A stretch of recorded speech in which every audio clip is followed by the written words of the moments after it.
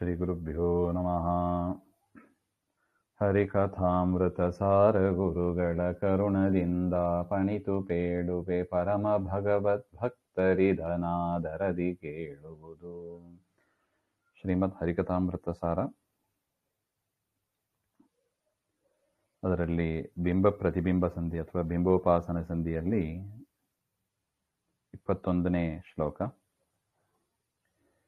ಜ್ಯೋತಿ ರೂಪಗೆ ಪ್ರತಿಮೆಗಳು ಸಾಂಕೇತಿಕಾರೋಪಿತ ಸುಪೌರುಷ ಧಾತು ಸಪ್ತಕ ಧೈರ್ಯ ಶೌರ್ಯೌದಾರ್ಯ ಚಾತುರ್ಯ ಮಾತು ಮಾನ ಮಹತ್ವ ಸಹನ ಸುನೀತಿ ನಿರ್ಮಲ ದೇಶ ಬ್ರಾಹ್ಮಣ ಭೂತ ಪಂಚಕ ಬುದ್ಧಿ ಮೊದಲಾದಿ ಇಂದ್ರಿಯ ಸ್ಥಾನ. ಅಂದರೆ ಜ್ಯೋತಿ ರೂಪಗೆ ಪ್ರತಿಮೆಗಳು ಸಾಂಕೇತಿಕ,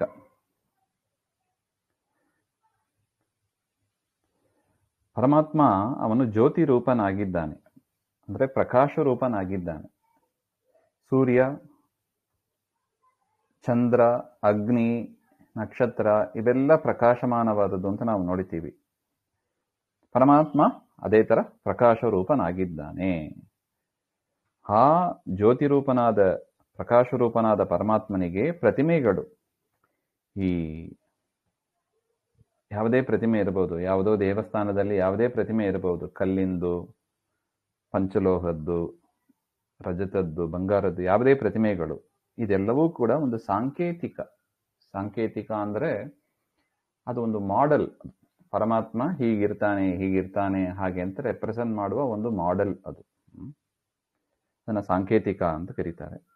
ಅದು ಯಾತಕ್ಕೆ? ಅದು ಆರೋಪಿತ, ಅಂದ್ರೆ ಅಲ್ಲಿ ಪರಮಾತ್ಮ ಸಾಂಕೇತಿಕ ಆರೋಪಿತ ಅಂದ್ರೆ ಪರಮಾತ್ಮನ ಸನ್ನಿಧಾನ ಇರುತ್ತದೆ ಅಲ್ಲಿ ಆವಾಹನೆ ಇತ್ಯಾದಿಗಳನ್ನ ಮಾಡಿದಾಗ. ಅದು ಯಾತಕ್ಕೆ ಮಾಡಬೇಕು? ಪ್ರತಿಮೆಗಳ ಪೂಜೆ ಯಾಕೆ ಆಗಬೇಕು? ಹಾಗೆಂದ್ರೆ ಪರಮಾತ್ಮನ ಸ್ಮರಣೆಗಾಗಿ. ಕನಿಷ್ಠ ಸಾಮಾನ್ಯ ಮನುಷ್ಯರು ದೇವರನ್ನ ಮರೆಯುವುದೇ ಜಾಸ್ತಿ. ಅದರಿಂದ ಈ ಪ್ರತಿಮೆಗಳನ್ನು ನೋಡಿದಾಗಲಾದರೂ ದೇವರ ಸ್ಮರಣೆ ಬರಲಿ ಹಾಗೆ ಅಂತ. ಯದ್ಯಪಿ ದೇವರು ಸರ್ವವ್ಯಾಪ್ತ, ಎಲ್ಲ ಕಡೆ ಇದ್ದಾನೆ, ಎಲ್ಲರ ಒಳಗೂ ಇದ್ದಾನೆ.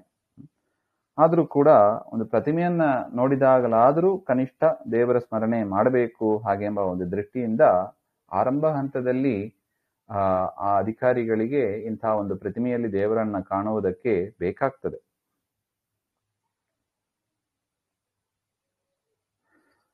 ದೇವರು ಎಲ್ಲ ಕಡೆ ಇದ್ದಾನೆ, ಅದರಿಂದ ಎಲ್ಲವೂ ಕೂಡ ದೇವರ ಪ್ರತಿಮಾಸ್ಥಾನೀಯ ಅಂತ ನಾವು ಹಿಂದೆ ನೋಡಿದ್ದೀವಿ. ಇದು ಇನ್ನು ಸುಪೌರುಷ ಧಾತು ಸಪ್ತಕ, ಪುರುಷನ ಸಂಬಂಧ ಅಂದರೆ ಸ್ತ್ರೀಯರಿರ್ಬೋದು ಪುರುಷರಿರ್ಬೋದು, ಅವರಿಗೆ ಸಂಬಂಧಪಟ್ಟಂತೆ ಧಾತು ಸಪ್ತಕ. ಈ ಶರೀರ ಅದು 7 ಧಾತುಗಳಿಂದ ಆದದ್ದು. ತ್ವಕ್, ಚರ್ಮ ಇತ್ಯಾದಿಗಳೆಲ್ಲ ಇದೆ. ಅದು ಧಾತು, ಮಾಂಸ, ಮೇಧಸ್ಸು ಹಾಗೆಂತೆಲ್ಲ ಕರೀತಾರೆ, ಸಪ್ತ ಧಾತುಗಳು.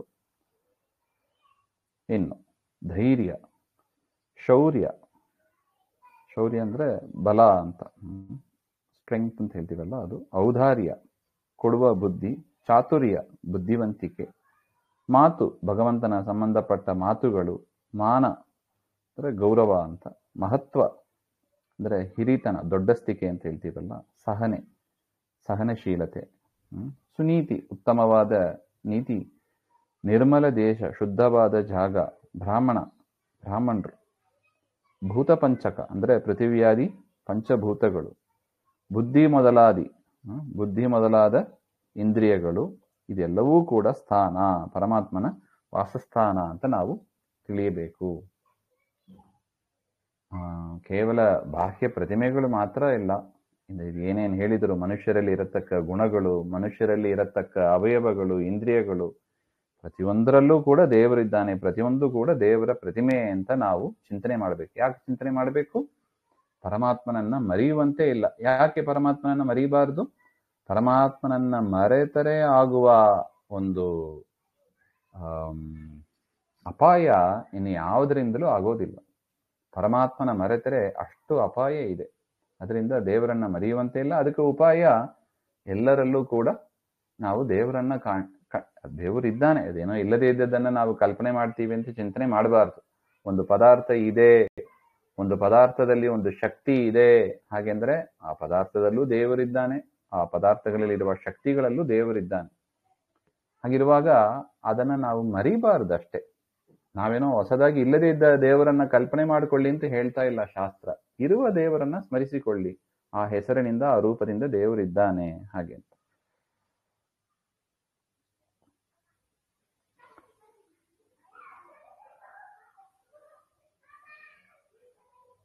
ಅದರಿಂದ ಸಪ್ತ ಧಾತುಗಳು ಇರಬಹುದು, ಇನ್ನು ಧೈರ್ಯ ಮುಂತಾದ ಗುಣಗಳು ಇರಬಹುದು. ಎಲ್ಲದರಲ್ಲೂ ಕೂಡ ಅದು ಕಾಣಿಸೋದಿಲ್ಲ. ಆ ಧೈರ್ಯ ಮುಂತಾದ ಗುಣಗಳೆಲ್ಲ ಕಣ್ಣಿಗೆ ಕಾಣಿಸೋದಿಲ್ಲ. ಆದರೆ ಮನುಷ್ಯರಲ್ಲಿ ಮಾನಸಿಕವಾದ ಆ ಶಕ್ತಿ ಸಾಮರ್ಥ್ಯಗಳು ಇದೆ ನೋಡಿ. ಅದರಲ್ಲೂ ಕೂಡ ನಾವು ದೇವರನ್ನು ಚಿಂತನೆ ಮಾಡಬೇಕು ಹಾಗೆ ಅಂತ.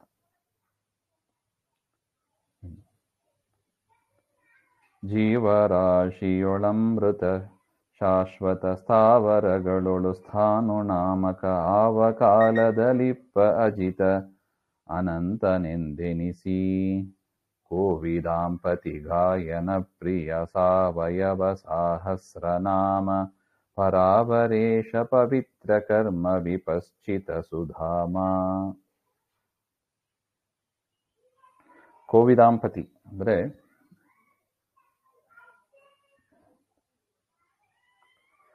ಗೋವಿತಾಂಪತಿ. ಅದು ಗೋವು ಅಂದರೆ ಶಾಸ್ತ್ರಗಳು ಅಂತ ಅರ್ಥ.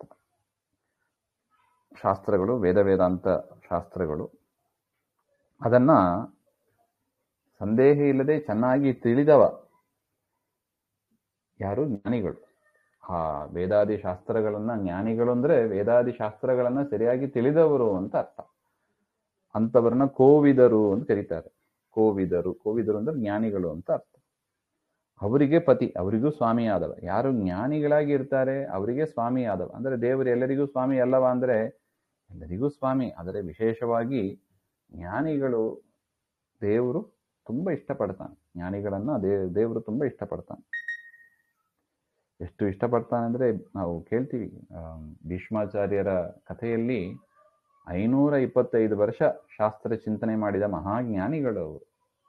ಅವರು ಮಹಾಭಾರತ ಯುದ್ಧದಲ್ಲಿ ಅರ್ಜುನನ ಬಾಣದಿಂದ ಕೆಳಗೆ ಬಿದ್ದಿದ್ದಾರೆ. ಇನ್ನೇನು ಕೆಲವು ದಿವಸಗಳಲ್ಲಿ ಪ್ರಾಣ ಹೋಗ್ಲಿಕ್ಕಿದೆ. ಆದರೆ ಪರಮಾತ್ಮನ ಚಿಂತೆ ಭಾಗವತದಲ್ಲಿ ತಿಳಿಸ್ತಾರೆ, ಆ ಸೂರ್ಯ ಅಸ್ತ ಆಗಬಾರ್ದು. ಆ ಭೀಷ್ಮರು ಏನತಕ್ಕ ಸೂರ್ಯ ಅಸ್ತ ಆಗಲಿಕ್ಕಿದೆ. ಆದರೆ ಅವರಲ್ಲಿ ಆ 525 ವರ್ಷ ಅದೇನು ಅಧ್ಯಯನ ಮಾಡಿದ್ದಾರೆ, ಆ ಒಂದು ವಿದ್ಯೆ ಅದು ಹೋಗಬಾರದು ಅಂತ ಹೇಳಿ ಯುಧಿಷ್ಠಿರನನ್ನ ಕರ್ಕೊಂಡು ಹೋಗಿ ಅಲ್ಲಿಗೆ ಅವರಿಗೆ ಉಪದೇಶ ಮಾಡಿಸ್ತಾನೆ. ಮಹಾಭಾರತದಲ್ಲಿ ಅದನ್ನ ದಾಖಲೆ ಮಾಡಿ ಇಟ್ಟಿದ್ದಾನೆ ಪರಮಾತ್ಮ. ಎಷ್ಟು ಆ ಕಳಕಳಿ ನೋಡಿ. ಜ್ಞಾನ ಅದು ಸಂರಕ್ಷಿಸಲ್ಪಡಬೇಕಾದ ವಸ್ತು, ಅದು ಭಾರಿ ಅಮೂಲ್ಯವಾದದ್ದು. ಅದಕ್ಕೆ ಬೆಲೆ ಕಟ್ಟಲಿಕ್ಕಾಗಲ್ಲ. ಅಂತಹ ಜ್ಞಾನ ಭೀಷ್ಮರ ಜೊತೆಗೆ ಹೋಗ್ಬಿಡಬಾರದು ಅಂತ ಒಂದು ಸಂದೇಶ ಇದೆ. ನಮ್ಮ ಜ್ಞಾನ ನಮ್ಮ ಜೊತೆಗೆ ನಶಿಸಿ ಹೋಗಬಾರದು. ಒಂದಲ್ಲ ಒಂದಿನ ಹೋಗತಕ್ಕದ್ದು. ಅದನ್ನ ಬರೆದಿಟ್ಟು 4 ಜನರಿಗೆ ಹೇಳಿ ಆ ಜ್ಞಾನ, ಆ ಪರಂಪರೆ ಶಾಶ್ವತವಾಗಿ ಬೆಳೆಯುವ ಒಂದು ಪ್ರಯತ್ನವನ್ನ ನಾವು ಮಾಡಬೇಕು. ಯಾಕೆ? ಪರಮಾತ್ಮ ಗೋವಿದಾಂಪತಿ ಅಂತ ಹೇಳ್ತಾರೆ. ಗಾಯನ ಪ್ರಿಯ, ಗಾನ ಮಾಡುವವರ ಅಂದ್ರೆ ಭಾರಿ ಇಷ್ಟ. ನಾನಾ ರಾಗದಲ್ಲಿ ಪರಮಾತ್ಮನ ಗುಣಗಳನ್ನ ಪುರಂದರದಾಸರೇ ಮೊದಲಾದ ಮಹನೀಯರು ಸಂತೋಷಪಡಿಸಿದ್ದಾರೆ. ಗಾಯನ ಪ್ರಿಯ ಸಾವಯವ, ಆ ಪರಮಾತ್ಮನಿಗೆ ಅವಯವ ಇದೆ. ಕೆಲವರು ಹೇಳ್ತಾರೆ ದೇವರಿಗೆ ನಿರ್ಗುಣ ನಿರಾಕಾರ ಅಂತ ಹೇಳ್ತಾರೆ. ದೇವರಿಗೆ ಆಕಾರನೇ ಇಲ್ಲ, ದೇವರಿಗೆ ಕೈ ಕಾಲು ಮುಂತಾದ ಅವಯವಗಳೇ ಇಲ್ಲ ಹಾಗೆ ಅಂತ. ಆದರೆ ನೋಡಿ, ಪುರುಷ ಸೂಕ್ತ ಪ್ರಾರಂಭದಲ್ಲೇ ಏನ್ ಹೇಳ್ತಾ ಇದೆ? ಸಹಸ್ರ ಶೀರ್ಷ ಪುರುಷ, ಸಾವಿರಾರು ತಲೆ, ಸಾವಿರಾರು ಕೈಗಳು. ಅಂದ್ರೆ ಏನರ್ಥ? ಅನಂತ ಅಂತ ಆಚಾರ್ಯರು ತಿದ್ತಾರೆ. ಅನಂತ ತಲೆಗಳು, ಗುಣಗಳು, ಕೈ ಕಾಲುಗಳು ಎಲ್ಲ ದೇವರಿಗೆ. ಅದರಿಂದ ದೇವರು ಸಾವಯವ, ಅವಯವದಿಂದ ಇರತಕ್ಕವ. ಅದರಿಂದ ಯಾರಾದರೂ ಅವಯವ ಇಲ್ಲದವ ಅಂದ್ರೆ ಏನ್ ಅರ್ಥ? ಹೌದು, ವೇದಗಳಲ್ಲೇ ದೇವರಿಗೆ ಅವಯವ ಇಲ್ಲ ಅಂತ ಹೇಳಿದ್ದಾರೆ. ಯಾವ ಅವಯವ ಇಲ್ಲ ಅಂದ್ರೆ ಪ್ರಾಕೃತವಾದ ಅವಯವ ಇಲ್ಲ. ನಮಗೆ ಇರುವಂತೆ ಪ್ರಾಕೃತವಾದ ಅವಯವ ಇಲ್ಲ. ಅಪ್ರಾಕೃತವಾದ ಅವಯವಗಳು ದೇವರಿಗೆ ಇದ್ದೇ ಇದೆ. ಸಾವಯವ ಪರಮಾತ್ಮ. ಸಹಸ್ರನಾಮ, ಸಾವಿರಾರು ಹೆಸರು ಅಂದ್ರೆ ಅನಂತ ಹೆಸರು ಅಂತ ಅರ್ಥ. ಪರಾವರ ಈಶ, ಯಾರು ಬ್ರಹ್ಮಾದಿ ಉತ್ತಮರು ಇದ್ದಾರೆ, ತೃಣ ಮುಂತಾದ ಕೆಳಮಟ್ಟದ ಜೀವರು ಇದ್ದಾರೆ, ಅವರೆಲ್ಲರಿಗೂ ಕೂಡ ಈಶನಾದವ. ಪರ ಅಂದ್ರೆ ಉತ್ತಮರಾದವರು, ಅವರ ಅಂದ್ರೆ ನೀಚರಾದವರು. ನೀಚೋಚ್ಚ ಭಾವಂಗತ, ಕೆಲವರು ಜೀವರು ಉತ್ತಮರು ಇರ್ತಾರೆ, ಕೆಲವು ಜೀವರು ಅಧಮ ಇರ್ತಾರೆ. ಎಲ್ಲರಿಗೂ ದೇವರು ಒಡೆಯ. ಪವಿತ್ರ ಕರ್ಮ, ಮಂಗಳಕರವಾದ ಕರ್ಮಗಳನ್ನು ಮಾಡತಕ್ಕ ವಿಪಶ್ಚಿತ ಸುಧಾಮ, ಜ್ಞಾನಿಗಳಿಗೆ ವಾಸಸ್ಥಾನ, ಅಂದರೆ ಜ್ಞಾನಿಗಳ ಹೃದಯದಲ್ಲಿ ವಿಶೇಷವಾದ ಸನ್ನಿಧಾನ ಇರತಕ್ಕವ ಪರಮಾತ್ಮ. ಅಮೃತ, ಅವನಿಗೆ ಮರಣ ಎನ್ನತಕ್ಕದ್ದು ಇಲ್ಲ. ನಾಶರಹಿತನಾದ ಶಾಶ್ವತ ನಿರಂತರವಾಗಿ ಇರತಕ್ಕ ಸ್ಥಾವರಗಳು. ಅಂತಹ ಪರಮಾತ್ಮ ಸ್ಥಾವರಗಳಲ್ಲಿ, ಅಂದ್ರೆ ಟ್ರೀಸು ಪ್ಲಾಂಟ್ಸ್ ಅಂತ ನಾವೇನ್ ಹೇಳ್ತೀವಿ, ಅದರಲ್ಲಿ ಸ್ಥಾಣು ಅಂತ, ಸ್ಥಾಣು ನಾಮಕ ಹೆಸರಿನಲ್ಲಿ ಅಜಿತಾನಂದನೆಂದೆನಿಸಿ, ಅಜಿತ ಆನಂದ, ಈ ಹೆಸರಿನಿಂದ ಪರಮಾತ್ಮ ಆವ ಕಾಲದಲ್ಲಿ ಎಲ್ಲ ಕಾಲದಲ್ಲೂ ಇದ್ದಾನೆ ಅಂತ ಅರ್ಥ. ದೇವರಿಗೆ ಅಜಿತ ಅಂತ ಹೆಸರು. ಯಾಕೆ? ಅವನನ್ನ ಗೆಲ್ಲಿಕ್ಕಾಗೋದಿಲ್ಲ. ಮತ್ತು ಜೀವರಾಶಿಗಳಲ್ಲಿ ನಿರಂತರ ಇದ್ದಾನೆ, ಅದರಿಂದ ಅವನಿಗೆ ಅಮೃತ ಅಂತ ಹೆಸರು. ನಾಶ ಇಲ್ಲದವ. ಸ್ಥಾವರಗಳಲ್ಲಿ ಅದು ಒಂದೇ ಕಡೆ ಇರುತ್ತದೆ. ಸ್ಥಾಣು ಅಂದ್ರೆ ಕಂಬ ಅಂತ ಅರ್ಥ, ಒಂದೇ ಕಡೆ ಇರುತ್ತದೆ ನೋಡಿ. ಅದೇ ತರ ಮರಗಿಡಗಳು ಅಷ್ಟೇ ಒಂದೇ ಕಡೆ ಇರುತ್ತದೆ. ಈ ರೀತಿಯಾಗಿ ಅನೇಕ ಪದಗಳಿಂದ ಆ ಪದಾರ್ಥಗಳಲ್ಲಿ ಯಾವ ಪರಮಾತ್ಮ ಇದ್ದಾನೆ, ಆ ಪದಗಳ ಅರ್ಥ ಏನೆಂಬುದನ್ನ ಗುರುಗಳು ಇಲ್ಲಿ ತಿಳಿಸಿಕೊಡ್ತಾ ಇದ್ದಾರೆ.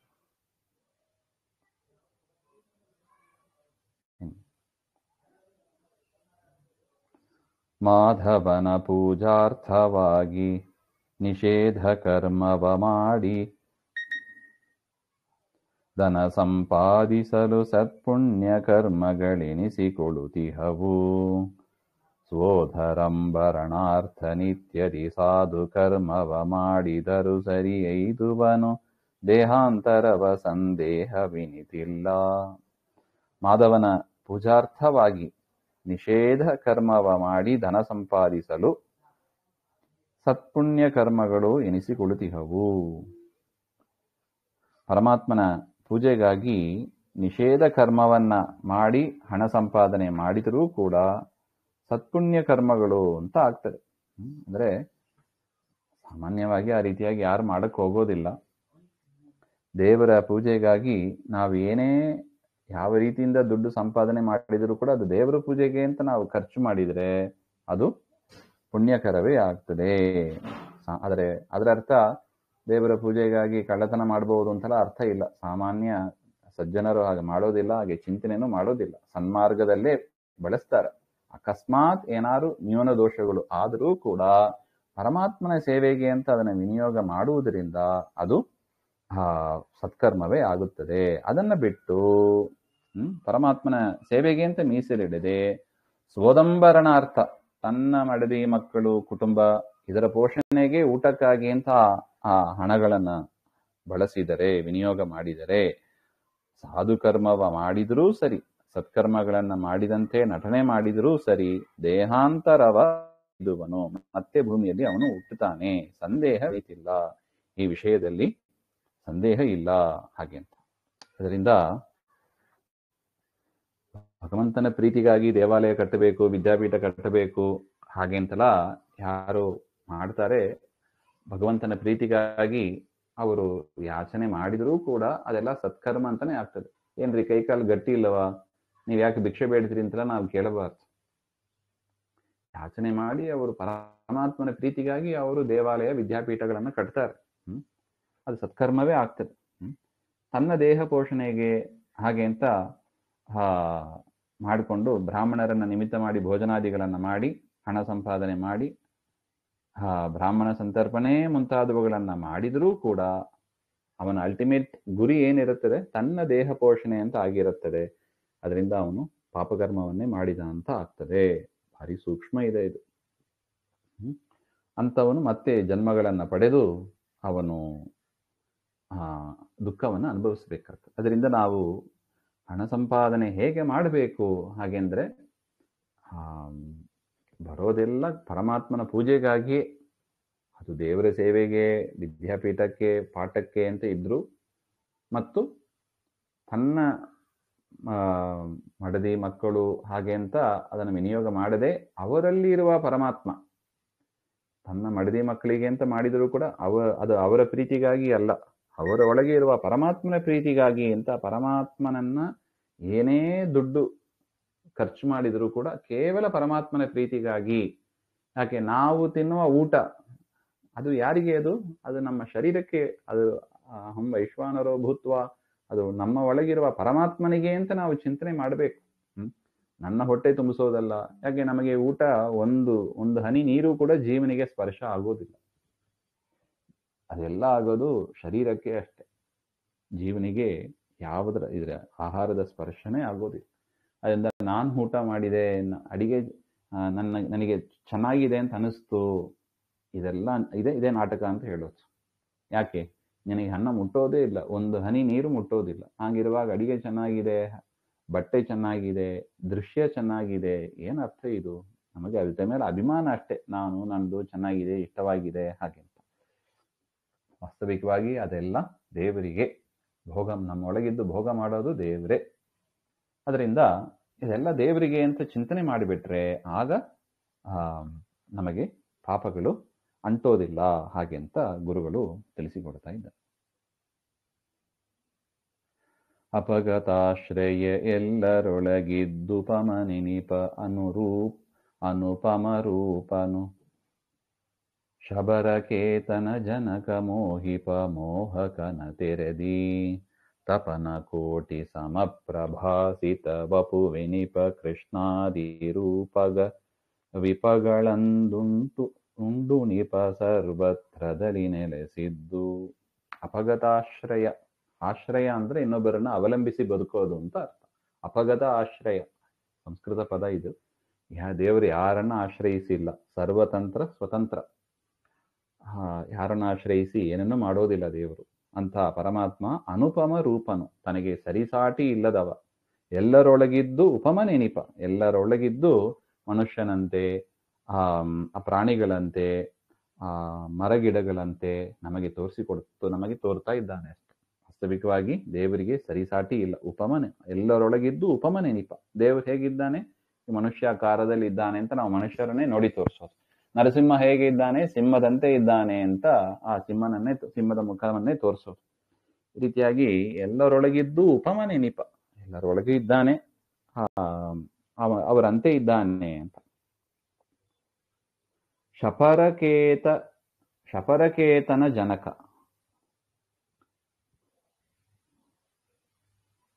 ಕೇಶನ ಅಂತ ಇದೆ, ಶಪರಕೇತನ ಅಂತನೂ ಇದೆ. ಒಟ್ಟು ಶಪರಕೇತನ ಅಂದ್ರೆ ಮನ್ಮಥ ಅಂತ ಅರ್ಥ. ಮನ್ಮಥನ ತಂದೆ ಶ್ರೀಹರಿ ಅಂತ, ಮನ್ಮಥನನ್ನು ಹುಟ್ಟಿಸಿದವ ಅಂತ ಅರ್ಥ. ಶಪರಿಕೇಶನ ಜನಕ. ತಪನಕೋಟಿ ಸಮಪ್ರಭ, ತಪನ ಅಂದ್ರೆ ಸೂರ್ಯ ಕೋಟಿ ಸಮಪ್ರಭ ಅಂತ. ಕೃಷ್ಣಾದಿ ರೂಪಗ, ಕೃಷ್ಣ ಮೊದಲಾದ ಅವತಾರಗಳು, ಮತ್ಸ್ಯ ಕೂರ್ಮ ಕೃಷ್ಣ, ಅವು ಆ ಕೃಷ್ಣ ರೂಪವನ್ನು ಯಾಕೆ ಹೇಳ್ತಾರೆ ಹಾಗೆ ಅಂದ್ರೆ ದ್ವಿಪದನಂತೆ. ದ್ವಿಪದ ಅಂದ್ರೆ ಎರಡು ಕಾಲು, ಪದ ಅಂದ್ರೆ ಕಾಲು, ದ್ವಿಪದ ಅಂದ್ರೆ ಎರಡು ಕಾಲು. ಎರಡು ಕಾಲುಗಳು ಇರತಕ್ಕವರು ಯಾರು? ಮನುಷ್ಯರು.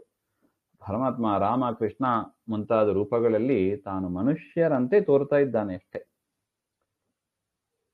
ಅದೇ ತರ ನೋಡಿ, ಬಣ್ಣವು ನೋಡಿ, ಅಸಿತ ಕಪ್ಪು ಬಣ್ಣ, ಅಸಿತ ವಪು ವೆನಿಪ, ಕಪ್ಪು ಬಣ್ಣದ ಶರೀರ ಉಳ್ಳವನಾಗಿ ಕೃಷ್ಣ ಅಂದ್ರೆ ಆ ಒಂದು ಅರ್ಥ ಬರುತ್ತದೆ.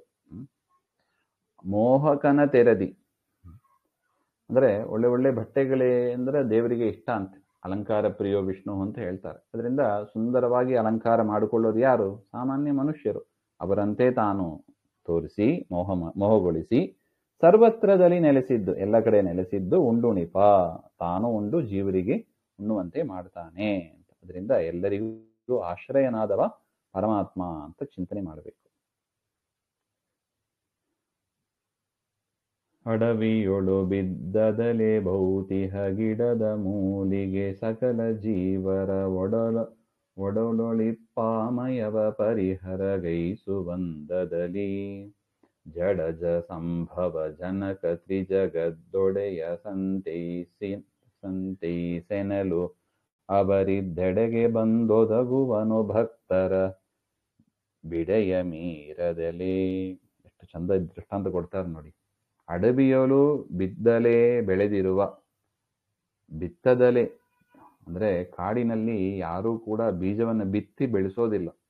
ಅದೇ ಬೀಜ ಎಲ್ಲೋ ಬೆರುತ್ತದೆ, ಗಾಳಿಲಿ ಹಾರ್ಕೊಂಡು ಬರುತ್ತದೆ, ತಾನೇ ಅದೇ ಬೆಳ್ಕೊಳ್ತದೆ. ಅದೇ ತರ ಆ ಗಿಡದ ಮೂಲಿಕೆಗಳು, ಅಲ್ಲಿ ಬೆಳೆದಿರತಕ್ಕ ಮೂಲಿಕೆಗಳು ಸಕಲ ಜೀವರ ಒಡೊಳಲಿಪ್ಪ ಆಮಯವ ಪರಿಹರಗೈಸುವಂಥದಲ್ಲಿ, ಅಂದ್ರೆ ಎಲ್ಲ ಜೀವರ ಶರೀರದಲ್ಲಿ ಇರತಕ್ಕ ರೋಗಗಳನ್ನ ಪರಿಹಾರ ಮಾಡ್ತದೆ. ಆ ಕಾಡಿನಲ್ಲಿ ಯಾರು ಬೀಜ ಬಿತ್ತು ಬೆಳೆಸಿದ್ದಿಲ್ಲ, ಅದು ಹೇಗೋ ಬೆಳೆದು ಏನೋ ಬಂದು ಈ ಸಕಲ ಜೀವರ ಒಳಗಿರುವ ರೋಗ ರುಜಿನಗಳನ್ನೆಲ್ಲ ಪರಿಹಾರ ಮಾಡ್ತದೆ. ಹಿಂದಿನ ಕಾಲದಲ್ಲಿ ಔಷಧಿ ಅಂದ್ರೆ ಹಾಗೆ, ಈಗ ಬೇರೆ ಬೇರೆ ತರ ಬಂದ್ಬಿಟ್ಟಿದೆ. ಆದರೆ ಆದರೆ ಈಗ ಇರುವ ಮೆಡಿಕಲ್ ಸೈನ್ಸ್ಗೆ ಮೂಲ ಸ್ಫೂರ್ತಿ ಅದು ಆಯುರ್ವೇದ. ಮೂಲ ಬಂದದ್ದು ಆಯುರ್ವೇದದಿಂದಲೇ.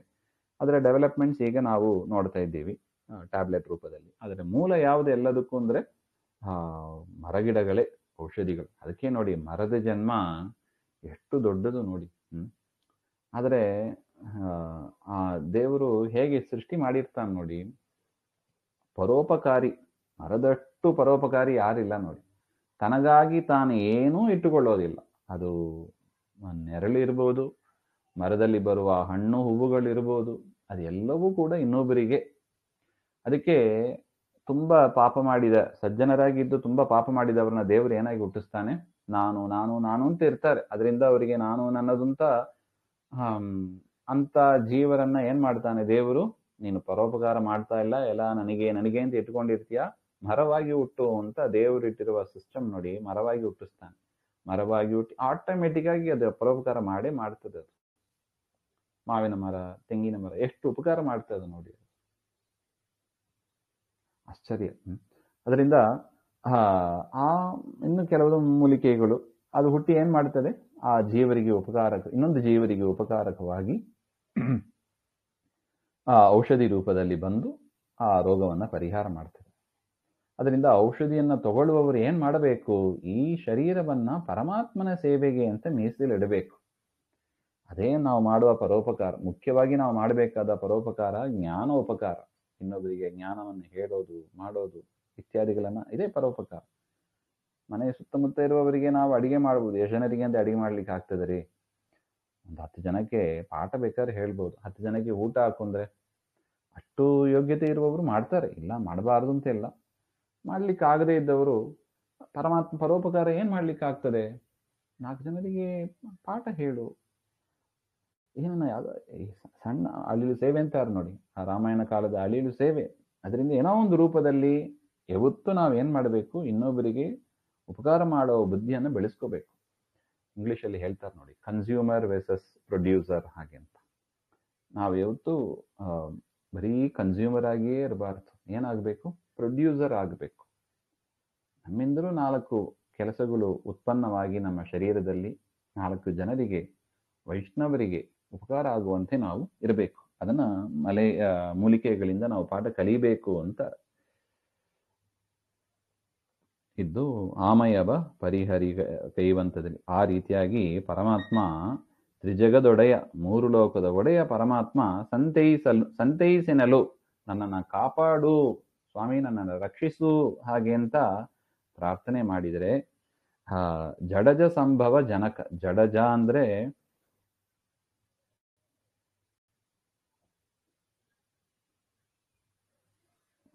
ಜಲಜ ಅಂತಾನೆ ಅರ್ಥ. ಅಂದ್ರೆ ತಾವರೆ ಅಂತ. ಕಮಲದಲ್ಲಿ ಹುಟ್ಟಿದವ ಅಂದ್ರೆ ಬ್ರಹ್ಮದೇವರು, ಅವರ ಜನಕ ಅಂದ್ರೆ ಪರಮಾತ್ಮ ಶ್ರೀ ವಿಷ್ಣು, ಬ್ರಹ್ಮದೇವರಿಗೆ ತಂದೆಯಾದ ಶ್ರೀ ವಿಷ್ಣು. ಭಕ್ತರ ಪೀಡಿಯ ಮೀರದಲೆ, ಭಕ್ತರು ಅವರನ್ನ ಕಷ್ಟದಲ್ಲಿ ಒಳಗಾಕಿಸದೆ ಅವರಿದ್ದಡೆಗೆ ಬಂದೊದಗುವನು. ಅವರಿದ್ದ ಕಡೆ ಬಂದು, ದ್ರೌಪದಿ ಇರ್ಬೋದು, ಪ್ರಹ್ಲಾದ ಇರ್ಬೋದು, ಅವರಿದ್ದ ಕಡೆ ಬಂದು ಪರಮಾತ್ಮ ಹೇಗೆ ರಕ್ಷಣೆ ಮಾಡಿದನೋ ಆ ರೀತಿಯಾಗಿ ರಕ್ಷಣೆ ಮಾಡ್ತಾನೆ. ಆದ್ರೆ ಪ್ರಾರ್ಥನೆ ಮಾಡ್ಬೇಕು, ಸ್ವಾಮಿ ನನ್ನನ್ನ ಕಾಪಾಡು ಹಾಗೆ ಅಂತ. ನಾವು ಡಾಕ್ಟರ್ ಹತ್ರ ಹೋಗಿ ನಮ್ಮನ್ನ ಕಾಪಾಡು ಅಂತ ಕೇಳ್ತೀವಿ, ಆಫೀಸಲ್ಲಿ ಇರುವವರನ್ನ ಕಸ್ಟಮರ್ಸ್ ಹತ್ರ ಹೋಗಿ ಕಾಪಾಡು ಅಂತ ಕೇಳ್ತೀವಿ. ಆದ್ರೆ ದೇವರ ಹತ್ರ ಯಾಕೆ ಕೇಳೋದಿಲ್ಲ?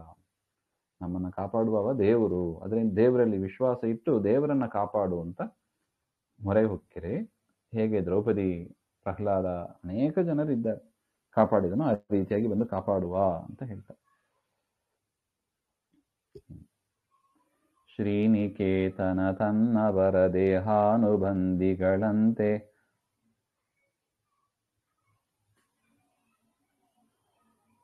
ಅವ್ಯವಧಾನದಲ್ಲಿ ನೆಲೆಸಿಪ್ಪ ಸರ್ವದ ಸಕಲ ಕಾಮದನು ಏನು ಕೊಟ್ಟುದ ಭುಂಜಿಸುತ್ತ ಮತ್ತಾನೆಯಂದದಿ ಸಂಚರಿಸು ಮತ್ತೇನು ಬೇಡದೆ ಭಜಿಸುತ್ತಿರು ಅವನಂಗ್ರಿ ಕಮಲಗಳ. ಶ್ರೀನಿಕೇತನ ಪರಮಾತ್ಮ ಏನಾಗಿದ್ದಾನೆ? ಶ್ರೀನಿಕೇತನ. ಶ್ರೀ ಅಂದ್ರೆ ಲಕ್ಷ್ಮಿ, ನಿಕೇತನ ಅಂದ್ರೆ ಮನೆ. ಲಕ್ಷ್ಮೀದೇವಿಗೆ ಮನೆ ಅಂದ್ರೆ ಪರಮಾತ್ಮನ ಲಕ್ಷ್ಮೀದೇವಿಯನ್ನ ತನ್ನ ವಕ್ಷಸ್ಥಲದಲ್ಲಿ ಇಟ್ಟುಕೊಂಡಿದ್ದಾನೆ. ಅಂತಹ ಶ್ರೀಹರಿ ತನ್ನವರ ದೇಹಾನುಬಂಧಿಗಳಂತೆ, ತನ್ನ ಭಕ್ತರ ಬಂಧು ಬಾಂಧವರಂತೆ ಸರ್ವದಾ ಯಾವಾಗಲೂ ಸಕಲ ಕಾಮದನು, ಅವರ ಮನೋಭಿಷ್ಟವನ್ನು ಕೊಡುತ್ತಾನೆ. ನೋಡಿ, ಎರಡು ವಿಚಾರ ತಿಳಿಸ್ತಾರೆ. ದೇವರನ್ನ ಕೇಳಿದರೆ ಎಲ್ಲವನ್ನು ಕೊಡ್ತಾನೆ, ಅದು ಒಂದು. ಬಂಧು ಬಾಂಧವರಂತೆ ಕೊಡ್ತಾನೆ. ಬಂಧು ಬಾಂಧವರು ಹೇಗಿರಬೇಕು ಹಾಗೆಂದ್ರೆ ಕೇಳಿದ್ದನ್ನ ಸಕಾಲದಲ್ಲಿ ಸಮಯದಲ್ಲಿ ಉಪಯೋಗ ಅಂದ್ರೆ ಉಪಕಾರ ಮಾಡುವವರಂತೆ ಇರಬೇಕು ಹಾಗೆ ಅಂತ ಗುರುಗಳು ಕೊಡುವ ಮುಖ್ಯ ಸಂದೇಶ ಅದು. ನಾವು ಯಾರಿಗೆ ಉಪಕಾರ ಮಾಡಬೇಕು? ನಮ್ಮ ಸುತ್ತಮುತ್ತ ಇರುವ ಜನರು, ಅದು ಒಂದು ಲೆವೆಲ್ ಮೀರಿ ಹೋಯ್ತು ಅಂತ ಇಟ್ಕೊಳ್ಳಿ. ಈ ಕಸಿನ್ಸು ಅಥವಾ ಚಿಕ್ಕಪ್ಪ ದೊಡ್ಡಪ್ಪ ಅವರ ಒಂದು ಔಟರ್ ಲೇಯರ್ ಬಂತು ಅಂದ್ರೆ ಅವ್ರನ್ನೆಲ್ಲ ಬಿಟ್ಟು ಬಿಡ್ತೀವಿ ನಾವು. ಹಂಗಾಗಬಾರ್ದು ಅಂತ. ಬಂಧು ಬಾಂಧವರು ಯಾರಿದ್ದಾರೆ ಎಲ್ಲರಿಗೂ ಕೂಡ ಎಷ್ಟು ಚಂದ ಇದೆ ನೋಡಿ ವಿಚಾರ. ಅಂದ್ರೆ ಸರ್ಕಲ್, ಒಂದು ಸರ್ಕಲ್ ಯಾವುದು? ಫಸ್ಟ್ ಸರ್ಕಲ್ ಯಾವುದು? ಫಸ್ಟ್ ಸರ್ಕಲ್ ನಾನು ನನಗೆ ಉಪಕಾರ ಮಾಡಬೇಕು, ನನಗೆ ಒಳ್ಳೇದಾಗಬೇಕು, ನನಗೆ ಮಂಗಳ ಆಗಬೇಕು, ಹೆಚ್ಚಿನ ಜ್ಞಾನ ಭಕ್ತಿ, ದೇವರ ಜ್ಞಾನ ದೇವರ ಭಕ್ತಿ ಬೆಳೆಸ್ಕೋಬೇಕು. ಅದರ ಔಟರ್ ಸರ್ಕಲ್ ಯಾವುದು? ನೆಕ್ಸ್ಟ್ ಲೆವೆಲ್ ಸರ್ಕಲ್ ಯಾವುದು? ನನ್ನ ಸುತ್ತಮುತ್ತ ಇರುವ ಜನರು, ಬಂಧು ಬಾಂಧವರು ಅಂತ, ಹೆಂಡತಿ ಮಕ್ಕಳು ಅಥವಾ ಪತಿ ಪತ್ನಿಯರು ಯಾರು ಬೇಕಾದ್ರೂ ಇರ್ಬೋದು.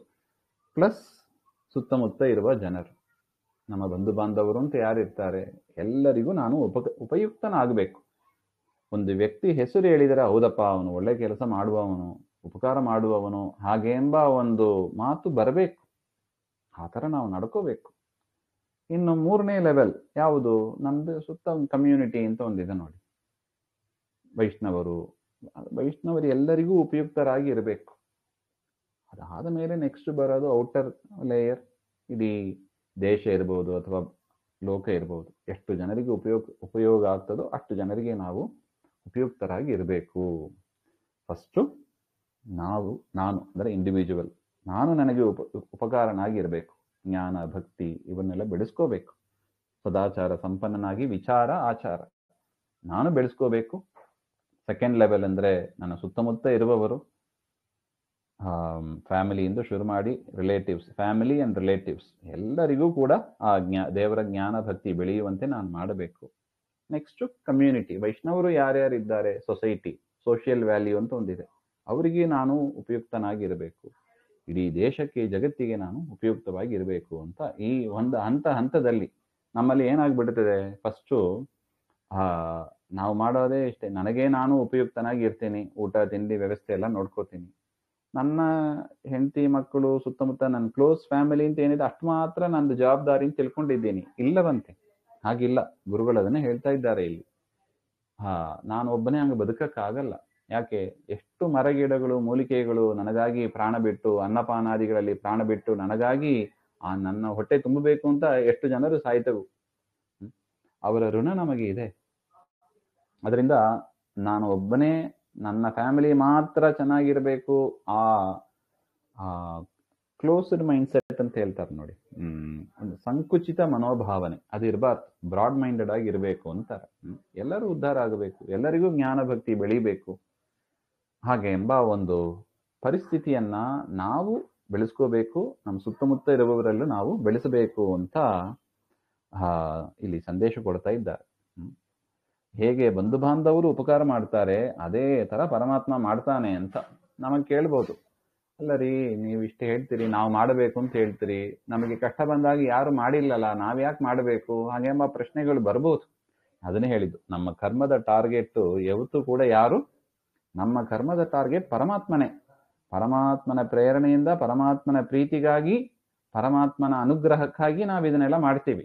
ಅದರಿಂದ ಬೇರೆಯವರು ಮಾಡಿದ್ರೆ ಏನು, ಬಿಟ್ರೆ ಏನು, ನಮ್ಮಿಂದ ಏನಾಗುತ್ತದೆ, ನಾವು ಅದನ್ನ ಹೇಗೆ ಚೆನ್ನಾಗಿ ಮಾಡೋದು, ಅಲ್ಲಿ ನಮ್ಮ ಗುರಿ ಇರಬೇಕು. ಅದನ್ನ ಇಲ್ಲಿ ಹೇಳಿದ್ರು ನೋಡಿ.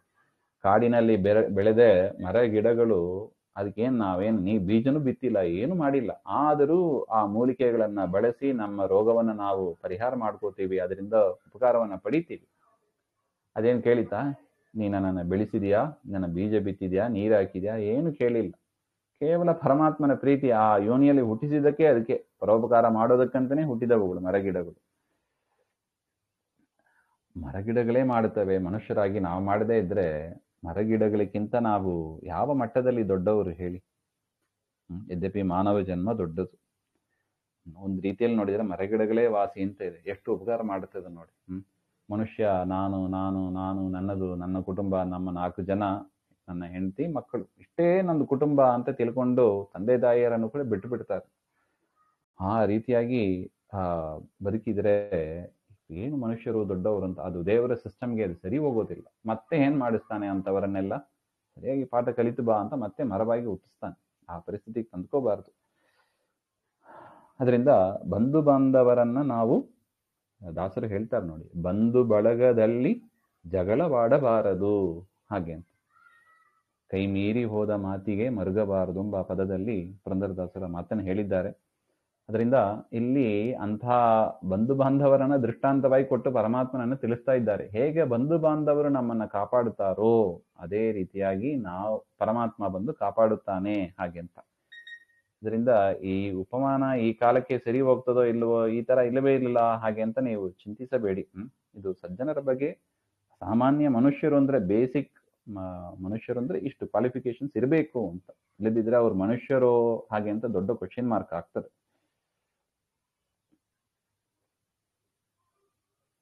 ಆ ರೀತಿಯಾಗಿ ಪರಮಾತ್ಮ ಬಂದು ಉಪಕಾರ ಮಾಡಿ ಸಕಲ ಕಾಮದನು, ಅವರೆಲ್ಲ ಮನೋಭಿಷ್ಟವನ್ನು ಕೂಡ ಕೊಡ್ತಾನೆ. ಅವ್ಯವಧಾನದಲ್ಲಿ ನೆಲೆಸಿಪ್ಪ. ವ್ಯವಧಾನ ಅಂದ್ರೆ ಗ್ಯಾಪ್. ನಮ್ಮ ಬಂಧು ಬಾಂಧವರು ಅಂದ್ರೆ ಹಂಗೆ ಇರ್ಬೋದು, ಕೆಲವು ದಿವಸ ಇರ್ತಾರೆ, ಕೆಲವು ದಿವಸ ಬಿಟ್ಟು ಹೋಗ್ತಾರೆ, ಅವ್ರವ್ರದ್ದು ಕಾರ್ಯಕ್ರಮ ಇರುತ್ತದೆ. ಮನೆಯಲ್ಲೂ ಅಷ್ಟೇ, ಎಲ್ಲರೂ ಒಟ್ಟಿಗೆ ಇರ್ತಾರೆ ಅಂತ ಇಲ್ಲ. ಪುರುಷನಾದವ ಆಫೀಸಿಗೆ ಅಂತ ಹೋಗ್ಬಿಡ್ತಾರೆ, ಬಿಟ್ಟು ಹೋಗ್ಬಿಡ್ತಾರೆ. ಆದರೆ ದೇವ್ರು ಹಾಗಿಲ್ಲ. ಅವ್ಯವಧಾನದಲ್ಲಿ ಒಂದು ಕ್ಷಣ ಅರೆಗಳಿಗೆ ಬಿಟ್ಟಗಲನು ಅಂತಾರ ನೋಡಿ. ಅದನ್ನೇ ಇಲ್ಲಿ ನೆನಪಿಸ್ಕೋಬೇಕು. ಅವ್ಯವಧಾನದಲ್ಲಿ ನೆಲೆಸಿಪ್ಪ, ನಮ್ಮ ಜೊತೆಗೆ ಸದಾ ಇರುವವನು. ಏನು ಕೊಟ್ಟುದ ಭುಂಜಿಸುತ್ತ, ನಾವು ಸುಖ ದುಃಖ ಪಾಪ ಪುಣ್ಯ ಏನು ಕೊಟ್ಟರು ದೇವ್ರು ತಗೋತಾನೆ. ಅದನ್ನು ಎಷ್ಟು ಒಂದು ಕರುಣಾಳು ನೋಡಿ. ನನಗೆ ಪಾಪ ಕೊಡ್ತೀಯಾ ಹಾಗೆಂತ ಬೇಸರ ಮಾಡೋದಿಲ್ಲ. ದೇವರಿಗೆ ಪಾಪಕರ್ಮವನ್ನು ಸಮರ್ಪಣೆ ಮಾಡಿಬಿಡ್ಬೇಕು. ನಾವಿಟ್ಕೊಂಡಿರಬಾರದಷ್ಟೇ. ಸುಖವಾಗಲಿ ದುಃಖವಾಗಲಿ ಪಾಪ ಆಗಲಿ ಪುಣ್ಯ ಆಗಲಿ ಒಂದು ಪೇಪರಲ್ಲಿ ಬರೆದು, ಪತ್ರ ಬರೆದು, ಶ್ರೀಕೃಷ್ಣ ಅರ್ಪಣ ಮಸ್ತು ಅಂತ ಬರೆದು ದೇವರ ಪಾದದಲ್ಲಿ ಹಾಕಿಬಿಡ್ಬೇಕು. ಹಾಕಿದ ಮೇಲೆ ತಿರುಗಿ ಅದನ್ನ ನೆನಪಿಸ್ಕೋತಾ ಕೂತಿರಬಾರ್ದು. ಕೃಷ್ಣಾರ್ಪಣ ಅಂದ್ರೆ ಏನ್ ಅರ್ಥ? ನಾವು ಅದನ್ನ ದೇವರಿಗೆ ಕೊಟ್ಟಾಯಿತು ಅಂತ ಅರ್ಥ. ದೇವರನ್ನು ಕೊಟ್ಟ ಮೇಲೆ ನಮ್ಮಲ್ಲಿ ಏನು ಉಳಿತು? ಅವನೇನು ಕೊಡ್ತಾನೋ ಅದೇ ಉಳಿತದೆ. ಅದರಿಂದ ಕೊಟ್ಟ ಮೇಲೆ, ಈಗ ಒಂದು ಕೆಟ್ಟ ಕೆಲಸ ಮಾಡಿರ್ತೀವಿ ಅಂತ ಇಟ್ಕೊಳ್ಳಿ, ಅಥವಾ ಒಳ್ಳೆ ಕೆಲಸ ಮಾಡಿರ್ತೀವಿ, ಮಾಡಿದೆ ಹಾಗೆ ಅಂತ ದುಃಖ ಪಡ್ತಾ ಇರಬಾರ್ದು. ಪೇಪರ್ಲಿ ಬರಿಬೇಕು, ಅಥವಾ ಮಾನಸಿಕವಾದ ಕ್ರಿಯೆಯಿಂದಲೂ ಅದನ್ನು ಕೃಷ್ಣಾರ್ಪಣ ಅಂತ ಕೊಟ್ಟ ಮೇಲೆ, ನೋಡಪ್ಪ ನಾನು ಕೃಷ್ಣನಿಗೆ ಕೊಟ್ಟ ಆಗಿದೆ, ಅವೆಲ್ಲವನ್ನು ಎಲ್ಲ ಕರ್ಮಗಳನ್ನು ನಾನು ಕೊಟ್ಟ ಆಗಿದೆ. ಇನ್ನು ನನ್ನ ಸ್ಲೇಟ್ ಏನಾಯ್ತು, ನನ್ನ ಪೇಪರ್ ಖಾಲಿ ಆಯ್ತು. ಈಗ ಇನ್ನು ಏನಾದ್ರು ಹೊಸದಾಗಿ ನಾನು ಮಾಡಬೇಕು. ಇನ್ನು ಹೊಸದಾಗಿ ಮಾಡುವಾಗ ದೇವರಲ್ಲಿ ಕೇಳ್ಕೋಬೇಕು, ಇನ್ನು ಮುಂದೆ ನಾನು ಪಾಪಕರ್ಮವನ್ನ ಬರೆಯಬಾರ್ದು, ಒಳ್ಳೆ ಕರ್ಮಗಳನ್ನೇ ನಾನು ಬರೆಯಬೇಕು ಹಾಗೆ ಅಂತ. ನೆಕ್ಸ್ಟ್ ಡೇ ಸ್ಲೇಟ್ ಶುರುವಾಯ್ತು. ದೇವರು ಹೊಸ ಸ್ಲೇಟ್ ಕೊಡ್ತಾನೆ ನಮಗೆ, ಖಾಲಿ ಸ್ಲೇಟ್ ಅದು. ಅದರಿಂದ ಹಿಂದಿನ ದಿವಸ ನಾವು ಸರಿಯಾಗಿ ಎಲ್ಲವನ್ನು ಕೂಡ ದೇವರಿಗೆ ಸಮರ್ಪಣೆ ಮಾಡಿ ಮಾನಸಿಕವಾಗಿ ಡಿಟ್ಯಾಚ್ ಆಗಿಬಿಡ್ಬೇಕು ಆ ಕರ್ಮಗಳಿಂದ. ಇದು ನಿಜವಾದ ಕೃಷ್ಣಾರ್ಪಣ ಹಾಗೆ ಅಂತ. ನಾಹಂ ಕರ್ತ ಎಂಬುದನ್ನ ಸರಿಯಾಗಿ ಮನವರಿಕೆ ಮಾಡ್ಕೋಬೇಕು ನಾವು. ಕೊಟ್ಟ ಮೇಲೆ ತಿರ್ಗಿ ಅದನ್ನ ನೆನಪಿಸ್ಕೋಬಾರ್ದು. ಈಗ ಒಬ್ರಿಗೆ ದಾನ ಕೊಡ್ತೀವಿ, ನಾ ಕೊಟ್ಟೆ ಅದನ್ನೇ ನೆನಪಿಸ್ಕೋತಾ ಕೂತಿರ್ಬಾರ್ದು. ದಾನ ಕೊಟ್ರೆ ಮರ್ತು ಬಿಡ್ಬೇಕಷ್ಟೆ. ಅದೇ ತರ ಕರ್ಮಗಳನ್ನ ಮರ್ತು ಬಿಡ್ಬೇಕು. ಅದು ಒಳ್ಳೇದಾಗಿರ್ಲಿ ಕೆಟ್ಟದಾಗಿರ್ಲಿ, ನೆಕ್ಸ್ಟ್ ಡೇ ಸ್ಲೇಟ್, ಹೊಸ ಸ್ಲೇಟ್, ಖಾಲಿ ಸ್ಲೇಟ್. ಅದು ತಿರ್ಗ ಅಲ್ಲಿ ಒಳ್ಳೇದನ್ನೇ ನಾವು ಬರೆಯುವ ಪ್ರಯತ್ನ ಪಡಬೇಕು. ಅದರಿಂದ ಭಕ್ತರು ಏನ್ ಕೊಡ್ತಾರೆ ದೇವ್ರು ತಗೋತಾನ ಹಾಗೆಂದ್ರೆ ತಗೋತಾನೆ ಅಂತ ಅದನ್ನೇ ಗುರುಗಳು ಹೇಳ್ತಾ ಇದ್ದಾರೆ. ಅವ್ಯವಧಾನದಲ್ಲಿ ನೆಲೆಸಿಪ್ಪ, ಏನು ಕೊಟ್ಟುದ ಭುಂಜಿಸುತ್ತಾ, ನಾವೇನು ಕೊಟ್ಟರು ಅದನ್ನ ಸ್ವೀಕಾರ ಮಾಡ್ತಾನೆ. ಅದರಿಂದ ಕೊಟ್ಟ ಮೇಲೆ ತಿರ್ಗ ಅದನ್ನ ನಮ್ಮ ಅಂದ್ರೆ ಕೃಷ್ಣಾರ್ಪಣ ಹೇಳಿದ ಮೇಲೆ ನಮ್ಮ ಮೈಂಡ್ ಎಷ್ಟು ರಿಲ್ಯಾಕ್ಸ್ ಆಗಬೇಕು ಆ ತರ ರಿಲ್ಯಾಕ್ಸ್ ಆಗ್ತಾ ಇಲ್ಲ. ಕೊಟ್ಟ ಮೇಲೂ ಸ್ಟ್ರೆಸ್, ದುಃಖ ಆಯ್ತು, ಹೋದ್ರು ಅದಾಯ್ತು ಹಿಂಗಾಯ್ತು ಅಂತ ಅವ್ರು ಬೈದ್ರು ಇವ್ರು ಬೈದ್ರು. ನಿಮಗೇನಾದ್ರು ಬೇಸರ ಆಯ್ತಾ, ಬರೀರಿ, ಕೃಷ್ಣಾರ್ಪಣೆ ಹೇಳಿ ದೇವ್ರ ಹತ್ರ ಇಟ್ಟುಬಿಡಿ ಅಷ್ಟೇ. ಇಟ್ಟ ಮೇಲೆ ತಿರುಗಿ ಅದನ್ನ ಸ್ಮರಿಸಬೇಡಿ. ಅದು ಕೊಟ್ಟ ದೇವರ ಹತ್ರ ಕೃಷ್ಣನ ಪಾದಾರವಿಂದದಲ್ಲಿ ಇಟ್ಟ ಆಗಿಬಿಟ್ಟಿದೆ, ಮತ್ತೆ ಅದನ್ನ ಸ್ಮರಿಸಿಕೊಂಡು ದುಃಖ ಪಡುವಂತೆ ಇಲ್ಲ ನಾವು. ಅದರಿಂದ ದುಃಖಗಳನ್ನ ಕಳೆದುಕೊಳ್ಳಲು ಮಹಾ ಉಪಾಯ ಇದು. ಯಾವುದು? ಕೃಷ್ಣಾರ್ಪಣೆ ಹೇಳ್ಬಿಡ್ಬೇಕು.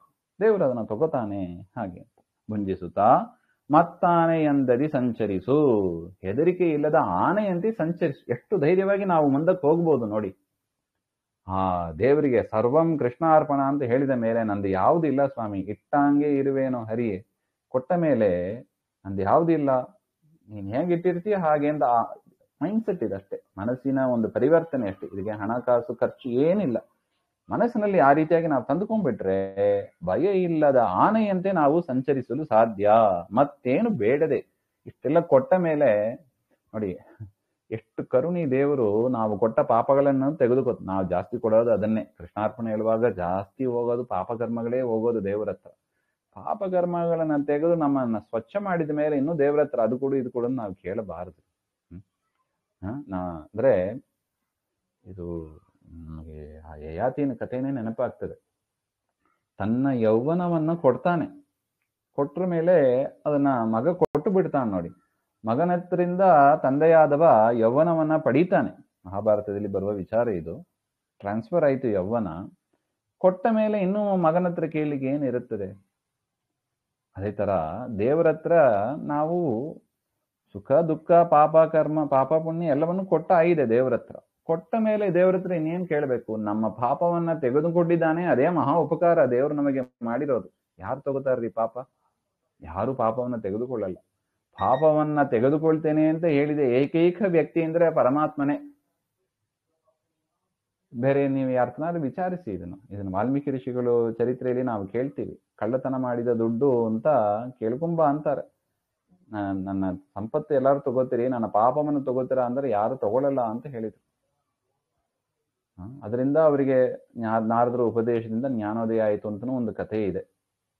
ಈ ರೀತಿಯಾಗಿ ಪಾಪವನ್ನ ಯಾರು ಯಾಕಂದ್ರೆ ಪಾಪ ಬಂದ್ರೆ ನರಕ ಬರುತ್ತದೆ ಅಂತ, ಮುಂದೆ ದುಃಖ ಅನುಭವಿಸಬೇಕಾಗ್ತದೆ ಅಂತ. ಪಾಪವನ್ನ ತೆಗೆದುಕೊಳ್ಳುವ ವ್ಯಕ್ತಿ ಸಿಗೋದು ಕಷ್ಟ.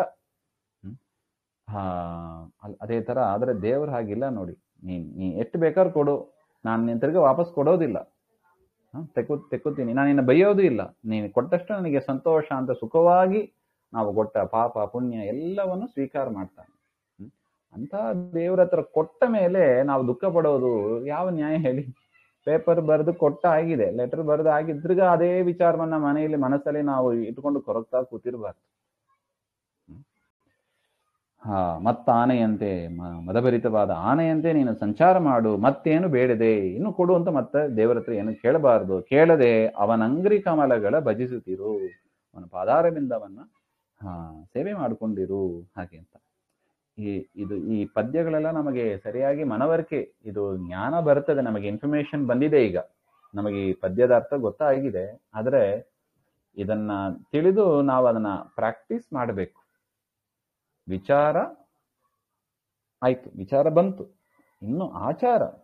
ಇದನ್ನ ನಾವು ಸರಿಯಾಗಿ ಆಚರಿಸಿದರೆ ನಮ್ಮಂತ ಸುಖಜೀವಿಗಳು ಯಾರು ಇರ್ಲಿಕ್ಕೆ ಸಾಧ್ಯ ಹೇಳಿ? ಯಾಕೆ? ಪ್ರತಿದಿನ ಡೈಲಿ ಸ್ಲೇಟ್, ಕ್ಲೀನ್ ಸ್ಲೇಟ್, ಪ್ರತಿದಿನ ಕೂಡ ಬಿಟ್ಟು ಬಿಡಿ. 24 hours ಕೂಡ ನಾವು ಇಟ್ಕೋಬೇಕಾಗಿಲ್ಲ.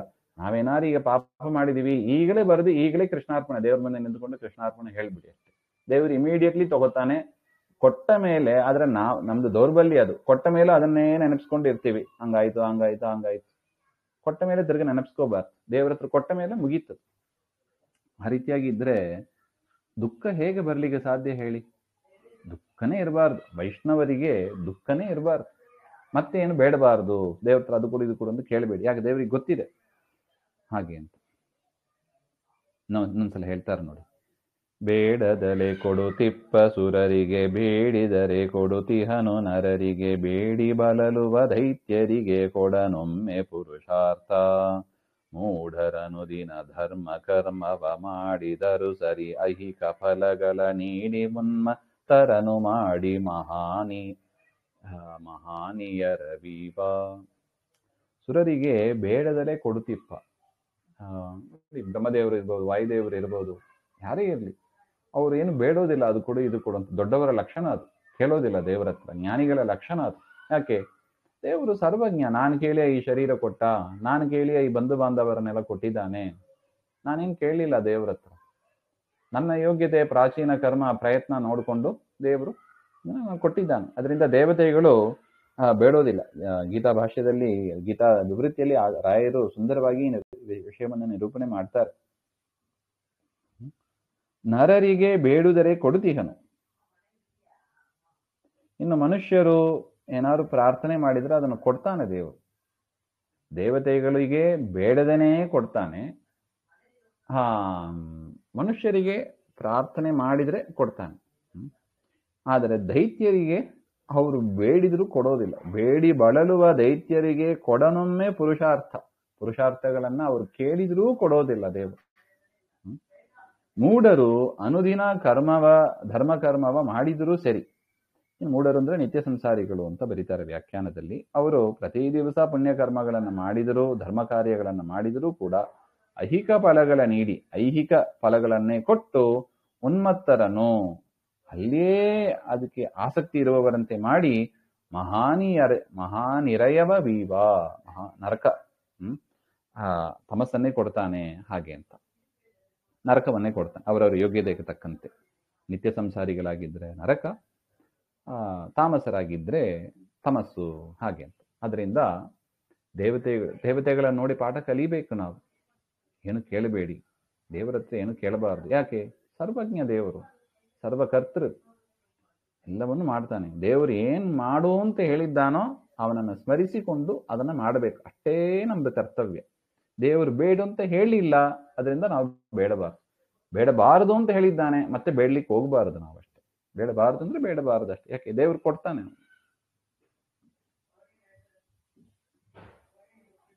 ತರಣಿ ಸರ್ವತ್ರದಲ್ಲಿ ಕಿರಣವ ಹರಹಿ ತತ್ತದ್ವಸ್ತುಗಳನ್ನು ಸರಸಿ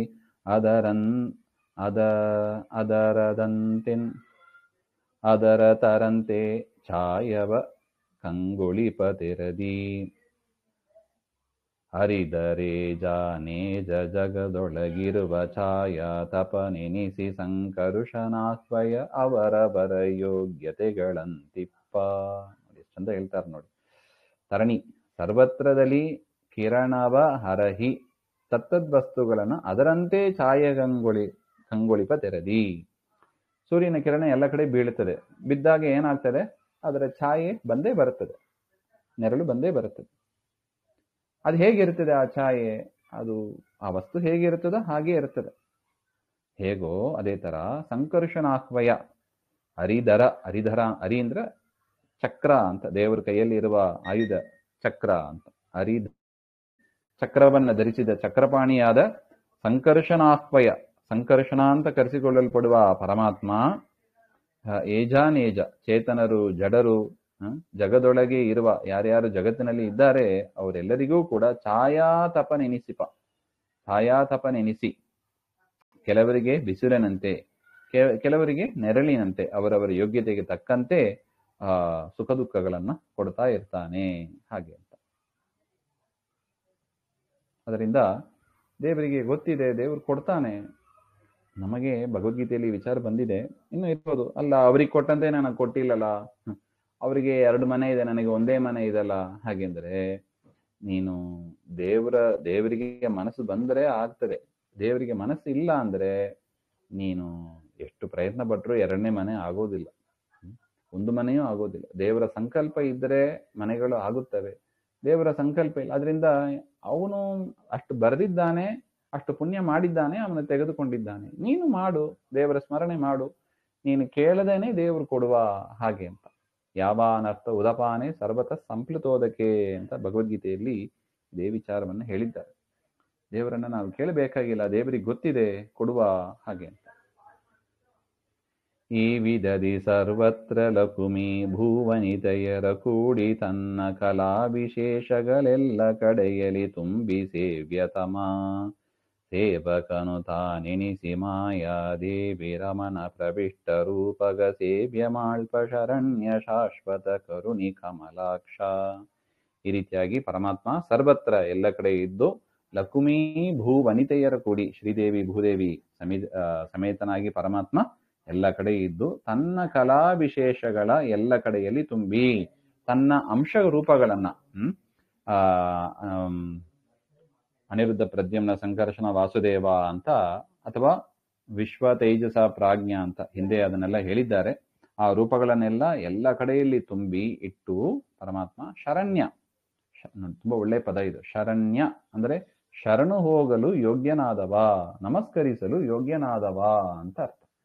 ಅಲ್ಲ, ದೇವರು ಶರಣ್ಯ ಅಂದ್ರೆ ಮತ್ತವರೇನು ಮತ್ತೆ ಹಾಗೆ ಅಂದ್ರೆ ಮತ್ತವರು ಶರಣ್ಯರಲ್ಲ ಅಂತ ಹೇಳ್ತಾರ ನೋಡಿ. ಶರಣು ಹೋಗಲು ಯೋಗ್ಯನಾದವ, ನಮಸ್ಕರಿಸಲು ಯೋಗ್ಯನಾದವ, ಫಿಟ್ನೆಸ್, ಫಿಟ್ ಟು ವರ್ಷಿಪ್ ಅದು ಯಾರಲ್ಲಿದೆ? ದೇವರಲ್ಲೇ ಇದೆ. ಅದರಿಂದ ಬೇರೆಯವರಲ್ಲಿ ಇಲ್ಲ ಅಂತ ಆಯ್ತು. ದೇವರಲ್ಲಿ ಇದೆ ಅಂದ್ರೆ ಬೇರೆಯವರಲ್ಲಿ ಇಲ್ಲ. ಅಂದ್ರೆ ಈ ಗುರುಗಳಲ್ಲಿ ದೇವತೆಗಳಲ್ಲಿ ನಾವು ಪೂಜೆ ಮಾಡಬಾರ್ದ ಹಾಗೆ ಅಂದ್ರೆ ಅದಕ್ಕೆ ಹೇಳಿದ್ದು ಅವರ ಒಳಗೆ ಅವರೆಲ್ಲ ದೇವರ ಪ್ರತಿಮೆಗಳು, ಅವರ ಒಳಗೆ ಇರುವ ಪರಮಾತ್ಮನ ಪೂಜೆಯದು ಅಂತ ನಾವು ಚಿಂತನೆ ಮಾಡಬೇಕು. ಯಾಕೆ? ದೇವರೇ ಒಬ್ಬನೇ ಶರಣ್ಯ, ಶಾಶ್ವತ ಕರುಣಿ, ಎಲ್ಲ ಕಾಲದಲ್ಲೂ ಭಕ್ತರಲ್ಲಿ ಕರುಣೆಯನ್ನು ತೋರಿಸುವ ಮಹಾನುಭಾವ ಅವನು. ಕಮಲಾಕ್ಷ, ಕಮಲದಂತ ಕಣ್ಣುಗಳು ಉಳ್ಳವ, ಮಾಯಾದೇವಿ ರಮಣ, ಮಾಯಾಪತಿಯಾದ ಆ ವಾಸುದೇವ, ಸೇವ್ಯತಮ, ಸೇವೆ ಮಾಡಲು ಭಾರಿ ಯೋಗ್ಯನಾದವ. ನೋಡಿ, ಸೇವ್ಯತಮ ಸೂಪರ್ಲೇಟಿವ್, ಡಿಗ್ರೀಸ್ ಆಫ್ ಕಂಪ್ಯಾರಿಸನ್ ತೆಗೆದುಕೊಂಡಾಗ ಸೂಪರ್ಲೇಟಿವ್. ಸೇವ್ಯತಮ, ಎಲ್ಲರೂ ಸೇವ್ಯರು, ಆದರೆ ಪರಮಾತ್ಮ ಸೇವ್ಯತಮ. ಆ ರೀತಿಯಾಗಿ ಇದ್ದು ಪ್ರವಿಷ್ಟ ರೂಪದಲ್ಲಿ ತನ್ನ ಅದ್ಭುತವಾದ ರೂಪಗಳು, ವಿಶ್ವ ತೇಜಸಾದಿ ರೂಪಗಳು, ಅನಿರುದ್ಧ ಪ್ರದ್ಯುಮ್ನಾದಿ ರೂಪಗಳಲ್ಲಿ ಇದ್ದು ಸೇವಕನು ತಾನೆನಿಸಿ, ಸೇವೆ ಮಾಡುವವರ ಅಂತರ್ಯಾಮಿಯಾಗಿ ತಾನಿದ್ದು ಸೇವೆ ಮಾಳ್ಪನು, ಸೇವೆಗಳನ್ನ ಮಾಡ್ತಾನೆ. ಈಗ ಯಾರಾவது ನಮಗೆ ಸೇವೆ ಮಾಡುವವರಿದ್ದರೆ, ಮಕ್ಕಳು ಇರ್ಬೋದು, ಶಿಷ್ಯರಿರ್ಬೋದು, ಅಥವಾ ಯಾರೇ ಕೆಲಸದವರು ಇರ್ಬೋದು, ಅವರ ಒಳಗೆ ಪರಮಾತ್ಮ ಇದ್ದು ಸೇವೆಯನ್ನು ಮಾಡ್ತಾನೆ ಅಂತ ನಾವು ಎಚ್ಚರದಿಂದ ಇರಬೇಕು. ಇವರು ನಮ್ಮವರು, ನನ್ನ ಕೈ ಕೆಳಗೆ ಇದ್ದಾರೆ ಅಂತ ಹೇಳಿ ನಾವು ಅವರನ್ನ ದುರುಪಯೋಗ ಮಾಡಿಕೊಳ್ಳುವಂತೆ ಇಲ್ಲ. ಹೆಂಡರು ಮಕ್ಕಳು ನಿನ್ನ ತೊಂಡರೆಂಬರು ಪರಮಾತ್ಮನ ಸೇವೆ ಮಾಡ್ತಾ ಇದ್ದಾರೆ ಅಂತ ತಿಳ್ಕೋಬೇಕು. ಆ ಒಂದು ಜಾಗರಿಕೆ, ಎಚ್ಚರ ನಮ್ಮಲ್ಲಿ ಇರಬೇಕು. ಸೇವಕನು ತಾನೆನಿಸಿ ಸೇವೆ ಮಾಡ್ಪನು ಹಾಗೆ. ಪ್ರಣವ ಕಾರಣ ಕಾರ್ಯ ಪ್ರತಿಪಾದ್ಯನುಪರಾತ್ಪರ ಚೇತನಾ ಚೇತನ ವಿಲಕ್ಷಣನಂತ ಸತ್ಕಲ್ಯಾಣ ಗುಣಪೂರ್ಣ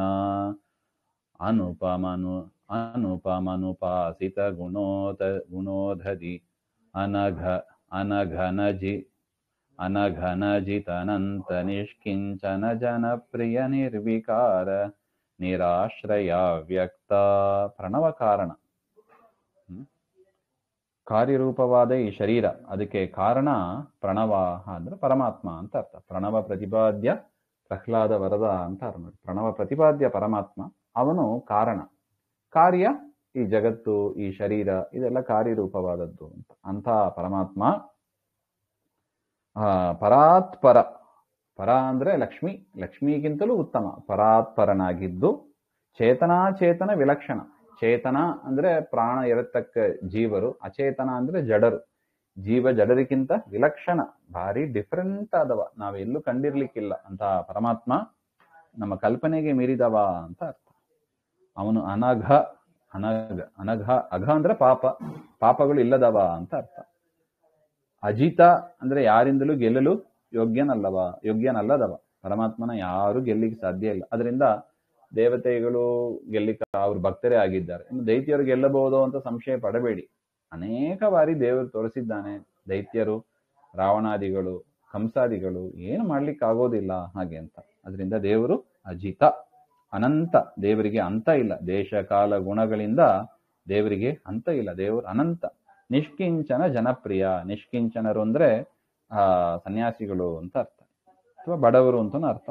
ಅಂಥವರಿಗಿನ್ನು ಕೂಡ ಯಾರು ಜ್ಞಾನವಂತರಾಗಿ ಇರ್ತಾರೆ. ಹಣ ಮುಖ್ಯ ಅಲ್ಲ ದೇವರಿಗೆ. ಜ್ಞಾನ, ಭಕ್ತಿ, ಈ ರೀತಿಯಾದ ಗುಣಗಳು, ಸದಾಚಾರಗಳು, ಸದ್ವಿಚಾರಗಳು ಉಳ್ಳವರು, ಅವರು ದೇವರಿಗೆ ಮುಖ್ಯ. ಅಂಥವರಿಗೆ ಪ್ರಿಯನಾದವ ಅಂತ. ನಿರ್ವಿಕಾರ, ದೇವರಿಗೆ ಬೆಳೆಯೋದು, ಕ್ಷೀಣ ಆಗೋದು ಯಾವುದೂ ಇಲ್ಲ. ಅದು ತ್ರಿವಿಕ್ರಮನಾಗಿ ಬೆಳೆದಲ್ಲ ಹಾಗೆ ಅಂದ್ರೆ ಮೊದಲೇ ಇದ್ದ ರೂಪ ಅದು. ದೇವರು ಅದನ್ನು ತೋರಿಸಿಕೊಂಡ ಅಷ್ಟೇ. ದೇವರು ನಾವು ಬೆಳೆದಂತೆ ಆಹಾರದಿಂದ ಬೆಳೀತಾನೆ ಹಾಗೆ ಅಂತ ಚಿಂತನೆ ಮಾಡಬಾರ್ದು. ನಿರಾಶ್ರಯ, ಯಾರಿಗೂ ಆಶ್ರಯ ಇಲ್ಲದವ, ಯಾರನ್ನು ಕೂಡ ಬೇಡದವ ಅಂತ ಅರ್ಥ.